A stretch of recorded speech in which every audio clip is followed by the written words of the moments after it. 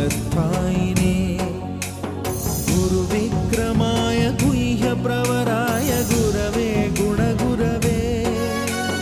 गुरुदैत्यकलक्षेत्रे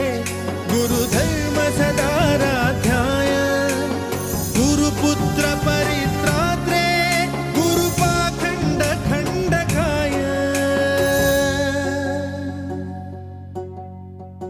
गीतसाराय गीततत्त्वाय गीतगोत्राय धीमहि